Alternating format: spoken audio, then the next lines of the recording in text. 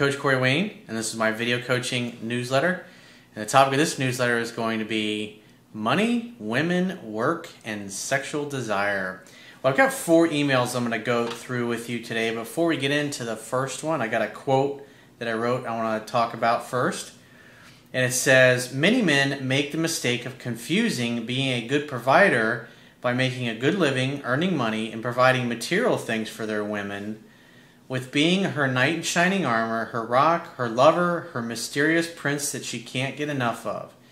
In other words, when a man becomes so caught up in his career, purpose, and mission in life that he stops romancing and courting his woman properly, he mistakenly assumes that because he is providing financially, that all of her needs are magically met because he is a great money mule. Women want to be in a love story of 2 people designing and creating a great life together, not a story about a guy who works, makes a lot of money, but who never spends quality time with his woman or family. Guys who say that they are so busy that they never have the time for their wives always seem to find the time for their divorce lawyers after their women have left them. So let's go ahead and jump into the first guy's email. He says, hey coach, I wouldn't sing praises for you like thousands of people who watch your videos. All I would say is that your coaching is like pure gold. I haven't been able to get a girl attracted back, or I have been able to get a girl attracted back to me thanks to your coaching. Initially, I was acting like the needy guy, being overly romantic and nice. But as soon as I implemented your alpha male right attitude, she has come right back, and it worked like magic, and I can say that she's doing 80% of the chasing now.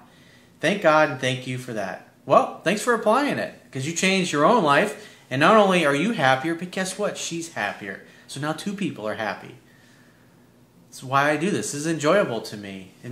It's like anything that you do in life, no matter what it is that you do for a living, you want to feel like you're significant and you're adding value to other people's lives. That's what drives you to continue to keep doing those things. Obviously, making money really is a side effect of adding value to people's lives.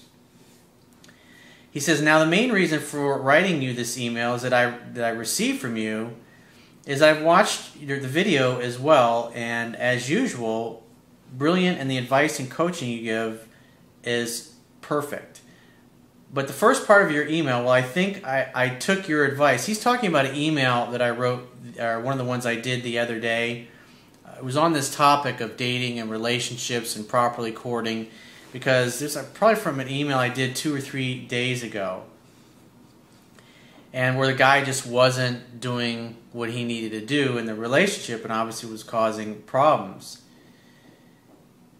And so what he did was he kind of, the key of really applying this stuff successfully is learning to find that balance between pursuing too much and not pursuing enough.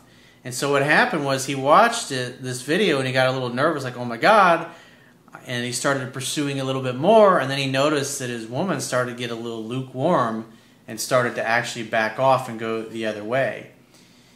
He says, but the first part of your email, well, I think I took your advice as usual, was very good, but in such a situation, I would just let her know that I understand how she feels, but I won't be sorry or apologize, because that's like being weak, unless I was really ignoring her because of a lack of attraction.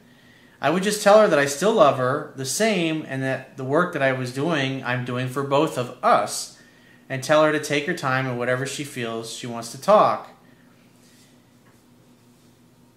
He says, this is what I learned from your coaching. As a man, to be honest, loyal, always planning, and with a vision, he's got to have his own life. He's got to give her space, and he's got to let women do 80% of the chasing. If it doesn't work out, simple, move on. The 80% where the woman pursues and the 20% where the man does pursuing works like magic. And I'm going to stick by it because I think this is how we and men are, and this is the reality of the way we are designed. Exactly. Feminine energy is all about bonding, connection, opening up to receive love. And when a guy does most of the pursuing, he in essence is acting like the woman. He's in his feminine energy. I mean, men and women both have feminine and masculine energy. And the key is to find the right balance. The worst thing you can do is like when you're in a fearful state. And obviously this particular guy watched the video on this particular topic. He thought, oh, I'm not pursuing enough. I'm not doing enough. And then he kind of went, the pendulum swung back the other way, back to pursuing too much. And so he says, I actually got scared by this email and video, and I started responding to my girl's text right away, trying to be nice and cute like I was doing before when I wasn't succeeding. And I could sense that though she says to me now, you aren't like before showing love, but at the moment I do that, it drives her away. He says, I'm going to focus on my actions and show my love for her and let her do 80% of the chasing. And I will keep my verbal romantic or whatever they say to show express love just to 20%. Remember, it's a scientific fact that women are more attracted to men whose feelings are unclear. And when the woman becomes unclear or unsure of herself, that's usually when she texts you or she reaches out to you. And you should always assume that when she does it, it's because she wants to see you. And then you make the next date. She's unsure, she reaches out, you make the next date. The date's usually going to be a couple of days in advance, or maybe you're going to see her later that night, and then you get off the phone instead of talking on the phone. And since she wanted to talk to you, she wanted to connect, she wanted to bond with you, but she can't do that until she actually sees you in person. What happens is that has a positive effect on her attraction level between the time you spoke to her on the phone and made the date and when you're actually physically together in person, and that's what you want. You want her wondering about you, thinking about you, talking about you with her girlfriends and her coworkers, because it's in all that bonding and connecting and that talking and that relating with her girlfriends and other people that causes her own attraction for you to grow. And in that time, you're focusing on your purpose and your mission in life. So let's get into the second guy's email. Now, this guy brings up some interesting points. He says, hey coach, thanks for all your videos and your previous reply to one of my email questions in one of your video newsletters. He says, I'm a PhD student in finance, and all of my colleagues are dreaming about a great job in Goldman Sachs where they work from early in the morning till late at night, but they are paid like kings. So for example, they can provide their families with a nice house, pay the mortgage quickly, their children with nice clothes, etc.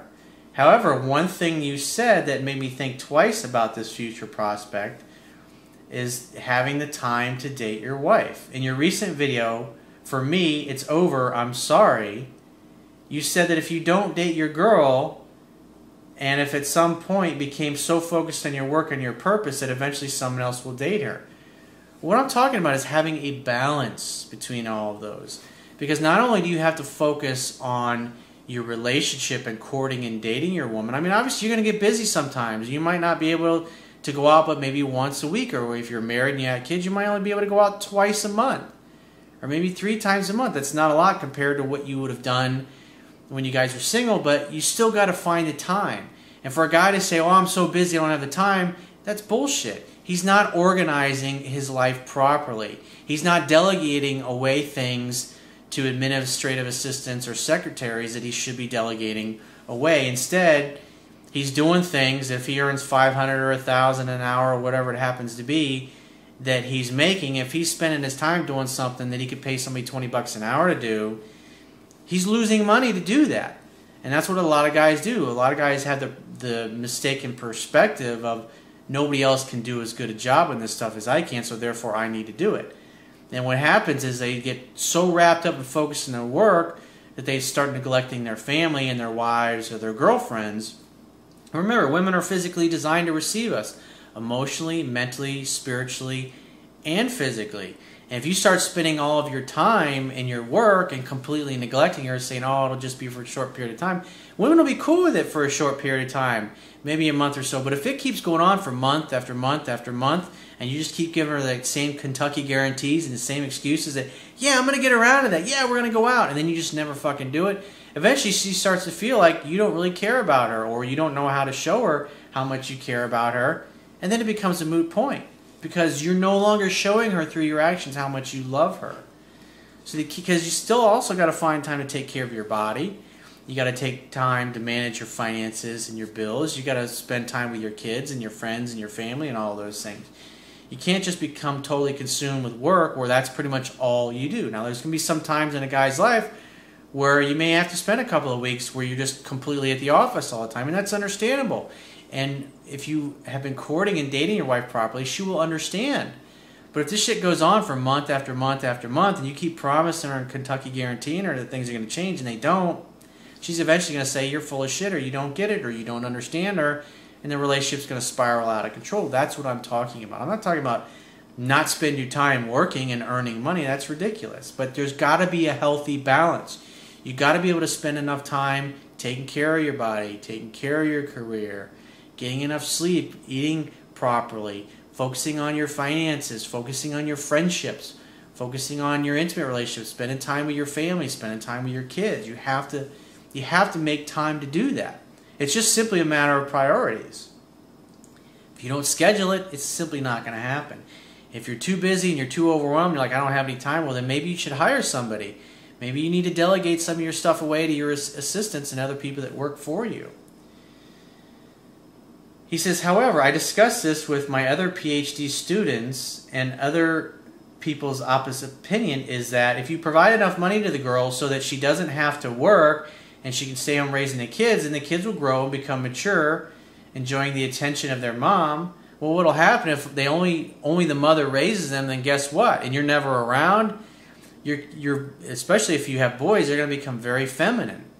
And they're going to act more like women. And so when they grow up and they start trying to date, they're going to be the typical nice guy, because of they're only getting the influence of the mother, and they're not getting the masculine influence of the father because he's never around.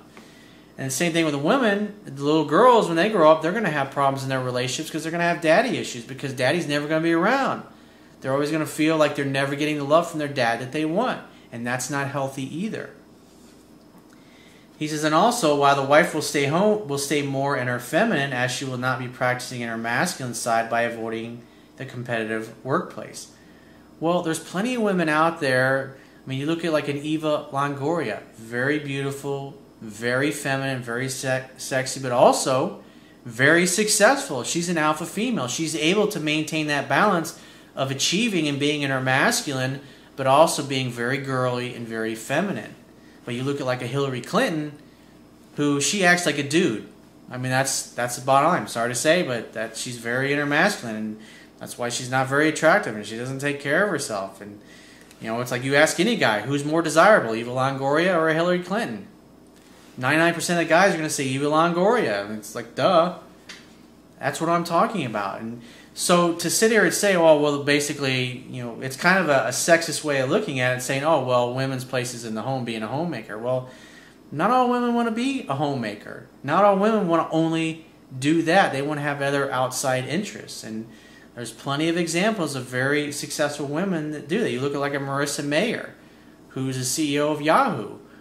And she's very feminine, she's very girly. You look at what's her name? The Sheryl Sandberg, who's the COO of Facebook. Maintains a family. At 5 o'clock, she goes home. She's got kids. She acts very feminine, very girly. She does a great job of being able to be in her masculine and achieve when she's at work. But when she comes home, she's able to be a mom. She's able to be feminine. She's able to be sexy, and she maintains that balance really well.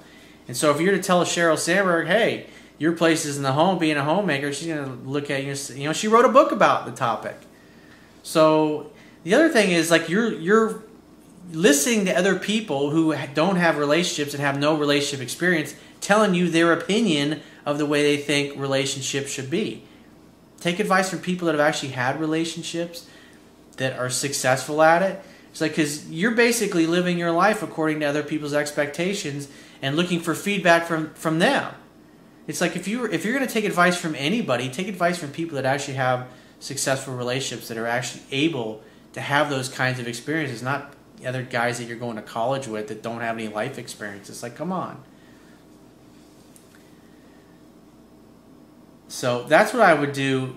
You got to have a healthy balance. But like I said, you know, that's bullshit to say that a woman's place is, you know, 40, 50 years ago, that was obviously the case, and that was the way society thought. But obviously there's plenty. I've given you several examples of women who are able to achieve, but also still be beautiful and sexy and attractive in their own right, and not lose their feminine sex appeal.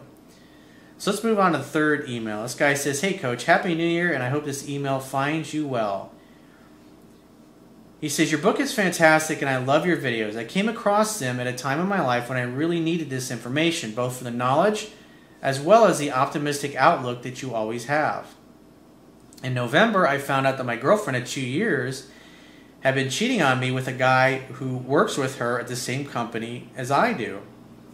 She worked with us for a short period of time before moving on to her current job. So she knows him from when she worked with both of us. She and I dated for a few months in the fall and winter of 2011, and we took a short break and then got back together on St. Paddy's Day this past year. We each had plans with separate groups of friends that night, but during the day, I went to her apartment and we were both very excited about our future together. Later on in the relationship, she brought up moving in together, marriage, and kids, and her family loved me, and I was at all of the family get-togethers. If we were ever having a hard time, she would always refer back to St. Patrick's Day, how it was going to be the rebirth of our relationship, the foundation for both of us. This fall, I noticed that she and my coworker were spending time together, but she would always downplay it, saying that they're just friends. I'm fairly self-confident, and having and hanging out with male friends never bothered me. But as I could see that they were spending more time together, I would try to get more answers, but she would clam up. A woman who's a loyal woman and a good woman is going to tell you about all the guys that are hitting on her, and she's going to tell you about everything that she does with guy friends, because she's not going to want to give you the impression or have you thinking that maybe something inappropriate is going on, because she doesn't want to lose you. But if she doesn't respect you, and she doesn't really love you, and she doesn't really care about you, she doesn't give a fucking shit about that. She's going to look you right in the eye and lie her ass off. He says, through a perfect storm of bad coincidences for her, I was at her place in November when he decided to snoop her email, which he knew the password for. How does he know the email password if they're just friends? She had saved all of my emails, and he went through everything. He showed up at her apartment to find out what was going on while I was still there.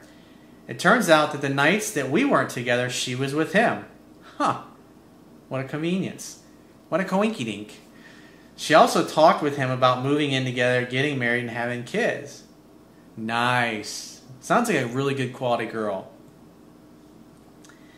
And that semi-mythical St. Patrick's Day, when she always brought up as the foundation of our relationship, after she went out with her friends that night, she showed up at his place drunk for a booty call. Nice. Over the span of our renewed relationship, she'd been faithful to me for roughly the first 12 hours. 12 whole hours! Alright! She's like, what a catch.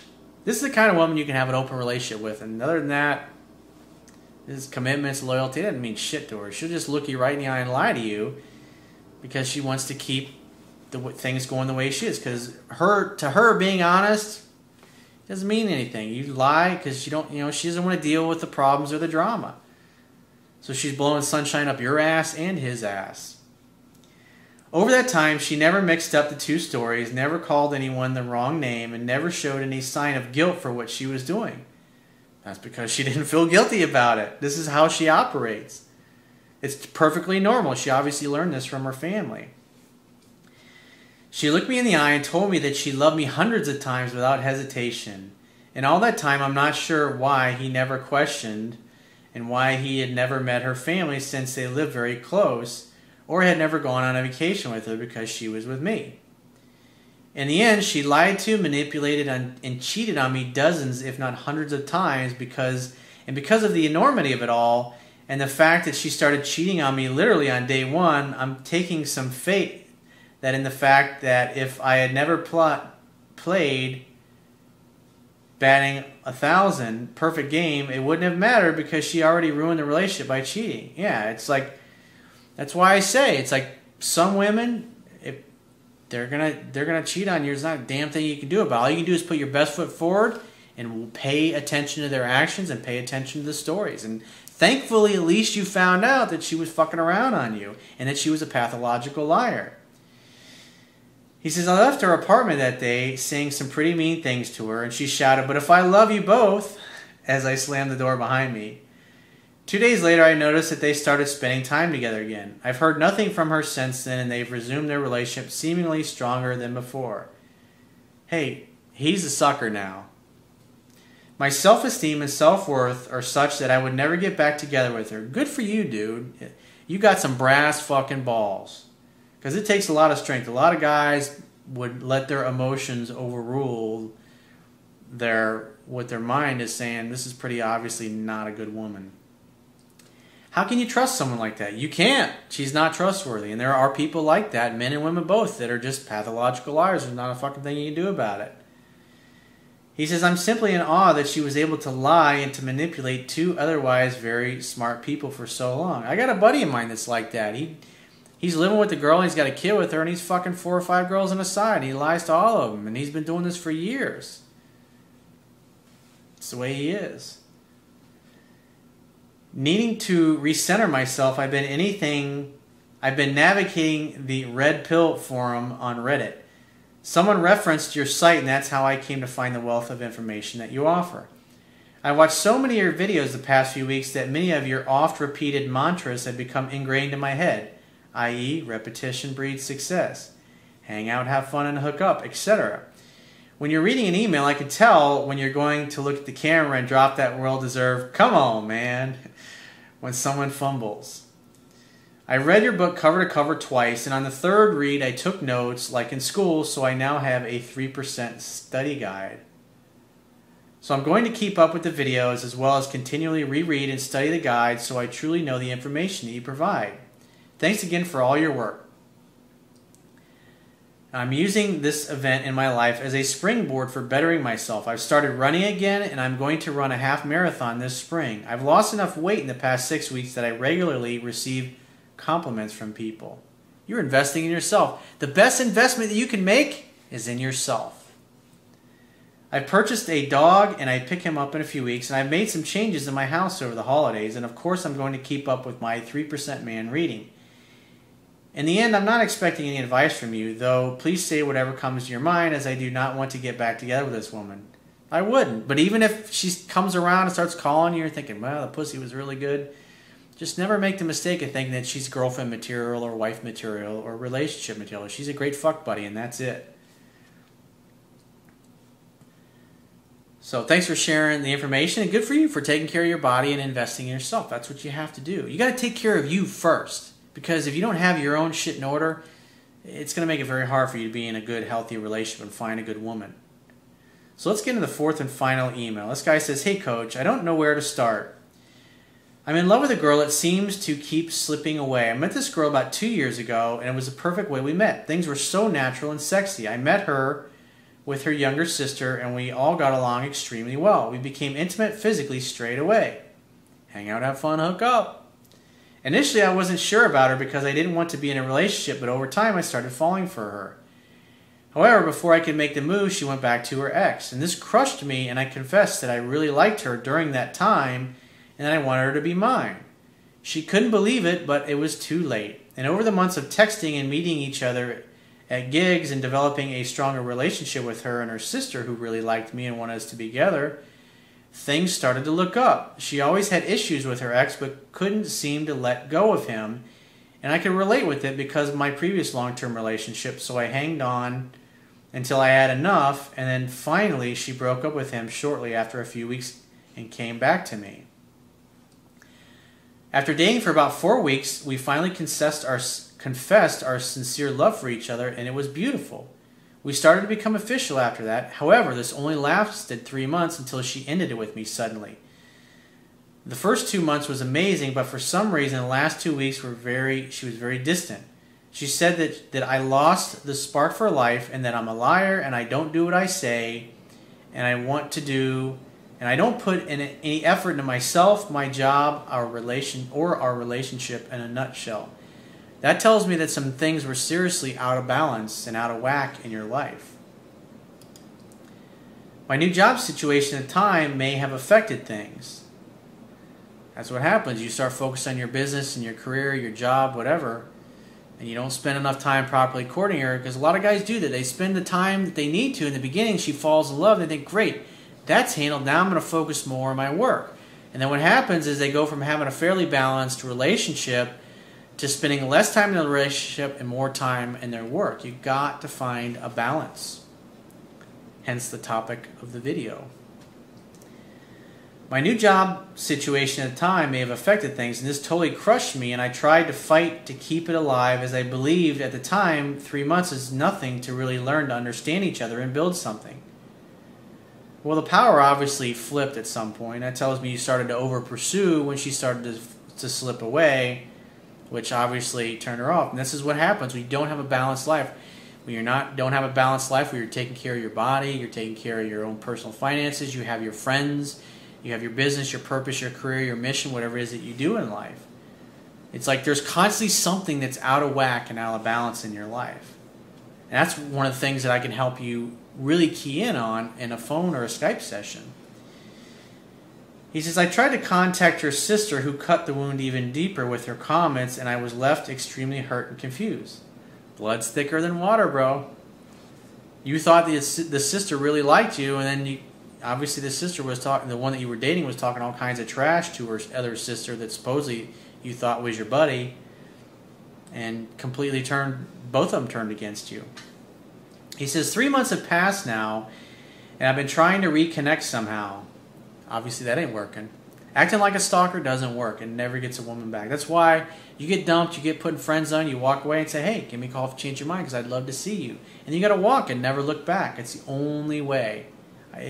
Pursuing, it just never works.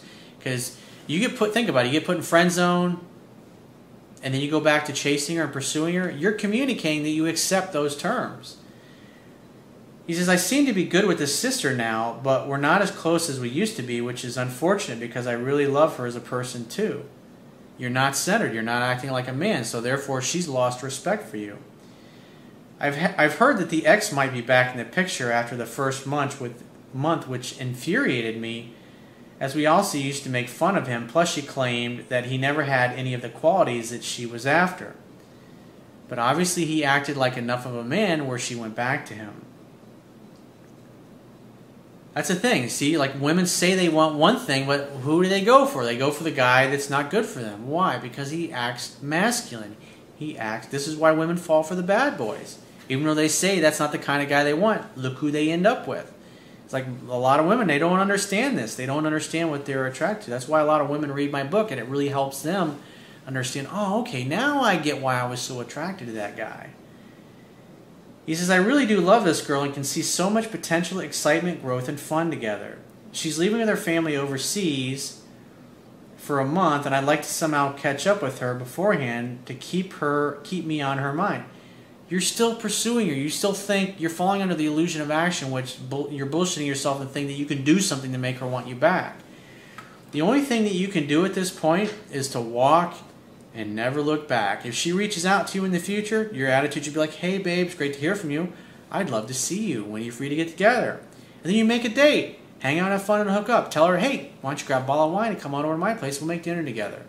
And if she says, oh, let's meet out for dinner, let's do this, let's me and you and my sister get together. Just say, it's been a long week, I'm really busy, I'm just kind of in the mood to hang. So if you're not down with that, give me a call in 2-3 weeks when things settle down. Maybe I'll be up for doing something a little more formal. And when you say that, and then you just be silent and wait to see what she says. And if she really wants to see you, she'll go, no, okay. All right, well, what time you want to get together for dinner at your place? All right, great. I'll bring a bottle of wine. And then she'll back up. Because she dumped you. So you shouldn't be going out of your way to do anything with her. Don't call her, don't text her, don't do nothing. If she reaches out, assume she wants to see you. Invite her over to your place. Why? To hang out, have fun, and hook up. And just do dates with you and her until she brings up the topic of being exclusive again, if that's what you want. But this girl's bouncing back and forth between her ex. That's kind of a messy situation. You really don't want that. So if you'd like to get my help personally, the quickest way is to book a paid phone, Skype, or email coaching. Go to my website, click the products tab at the top of any page of my website, and just follow the instructions. And I will talk to you soon.